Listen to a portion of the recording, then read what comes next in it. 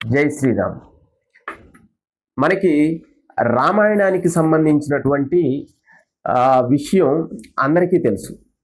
అంటే మనం చిన్నప్పటి నుంచి రామాయణాన్ని ఒక సీరియల్గా చూస్తూ వచ్చాం, తర్వాత సినిమాలుగా చూస్తూ వచ్చాం. కాబట్టి రామాయణంలో జరిగినటువంటి ఘట్టాలు, అంశాలు, పేర్లు చాలా వరకు అందరికీ తెలుసు. కానీ రామాయణంలో అంతర్భాగంగా ఉన్నటువంటి యోగ వశిష్టం ఏదైతే ఉందో దానికి సంబంధించినటువంటి విషయం, అంటే రామాయణంలో అంతర్భాగంగా ఉన్నటువంటి యోగ వశిష్టం 32,000 శ్లోకాలతో ఉంటుంది.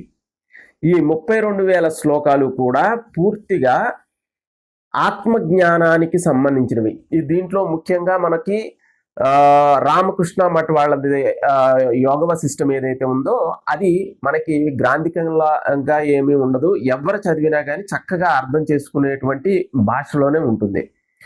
ఈ 32,000 శ్లోకాలు కూడా మొదటి శ్లోకం నుంచి చివరి శ్లోకం దాకా కూడా కేవలం ఆత్మజ్ఞానానికి సంబంధించినటువంటి విషయాలు చాలా విపులంగా అందరికీ అర్థమయ్యేటువంటి రీతిలో వశిష్ఠ మహర్షి వివరించడం జరుగుతుంది రాముడికి.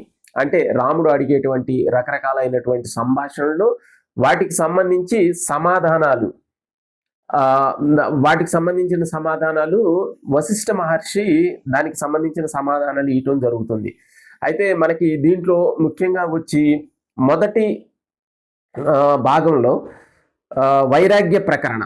ఈ వైరాగ్య ప్రకరణలో రాముడు చాలా వైరాగ్యంలోకి వెళ్ళిపోయి కనీసం ఆహారం నీరు కూడా తీసుకోకుండా బాగా చిక్కి శల్యం అయిపోయినటువంటి శరీరంతో దుఃఖంలో ఉన్నప్పుడు అసలు ఆ రాముడు ఎందుకు దుఃఖంలో ఉన్నాడు అనేటువంటి విషయాన్ని గురించి వశిష్ఠ మహర్షి అడిగి తెలుసుకొని తన యొక్క వైరాగ్యాన్ని తెలుసుకొని దానికి సంబంధించి సమాధానాలు ఇచ్చేటువంటి విషయమే మొత్తం యోగ వశిష్టం.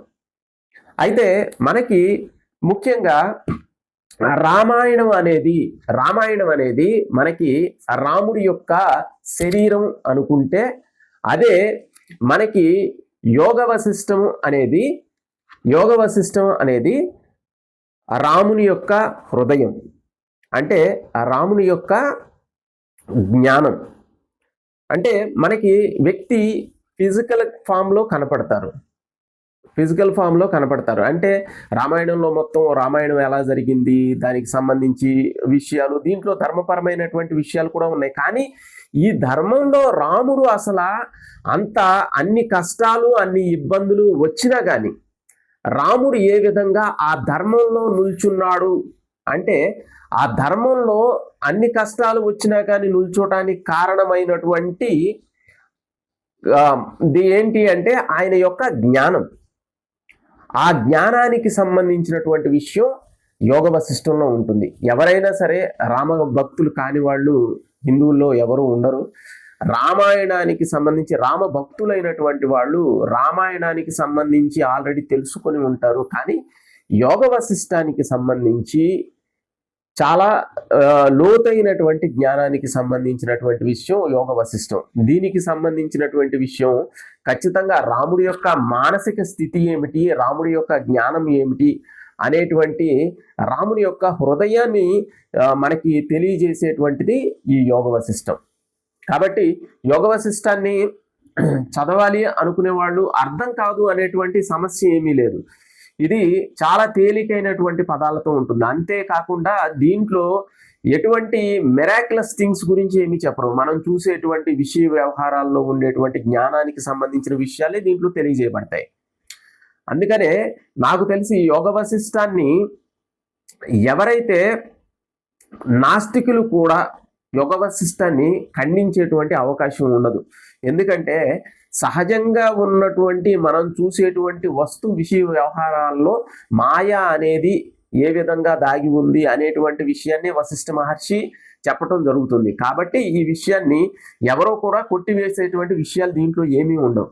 కాబట్టి ప్రతి వారు కూడా, అంటే కొంతవరకు సాధన చేసే వాళ్ళకి యోగ వశిష్టం అనేది చాలా చక్కగా అర్థమయ్యేటువంటి అవకాశం ఉంటుంది. ఎవరైతే సాధకులు ఉన్నారో వాళ్ళు రామభక్తులు రామాయణమే కాకుండా యోగ వశిష్టాన్ని కూడా ఖచ్చితంగా చదవాలి.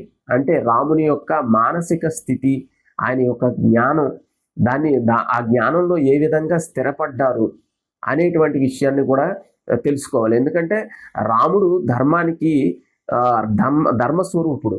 అంటే ఆ ధర్మంలో నిలుచోవటానికి మూలమైనది జ్ఞానం. కాబట్టి రాముడి యొక్క ధర్మం గురించి మనకి పూర్తిగా అవగతం అవ్వాలి అంటే యోగ వశిష్టాన్ని ఖచ్చితంగా చదవాలి.